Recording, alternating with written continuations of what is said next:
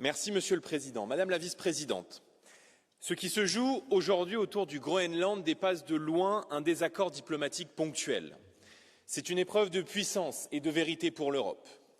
Le président des États-Unis place l'Union européenne devant un choix clair, accepter une vassalisation sous couvert de partenariat transatlantique ou bien redevenir des acteurs souverains, capables de défendre nos intérêts et notre intégrité.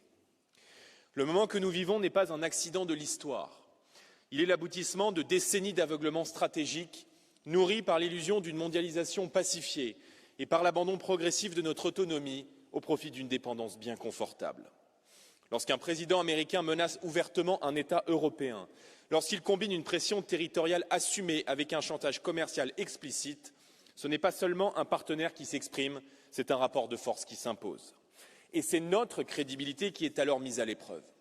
Le Groenland, territoire 4 fois plus vaste que la France, est devenu un pivot stratégique mondial au cœur de nouvelles rivalités entre grandes puissances qui renouent avec les logiques impériales.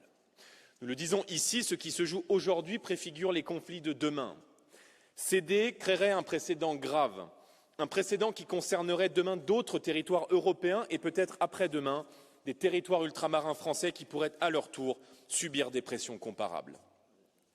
En matière de souveraineté, chaque renoncement appelle le suivant.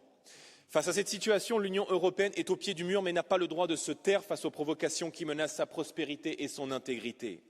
L'accord négocié l'été dernier par la présidente von der Leyen devrait être suspendu immédiatement en retour. L'Union européenne doit activer sans délai ses instruments anti-coercition et assumer des mesures ciblées sur les services et les exportations américaines à destination de l'Europe. Elle doit mettre en œuvre la préférence européenne dans les marchés de défense. Il ne s'agit pas d'escalade, il s'agit de notre souveraineté. Car au fond, mesdames, messieurs, le choix est simple, accepter une fois encore la dépendance ou reprendre la maîtrise de notre destin. Notre soumission serait une faute historique. Derrière cette épreuve se joue notre liberté politique. Alors nous faisons un choix clair, celui des peuples souverains, des nations libres, debout, capables d'assumer leur destin.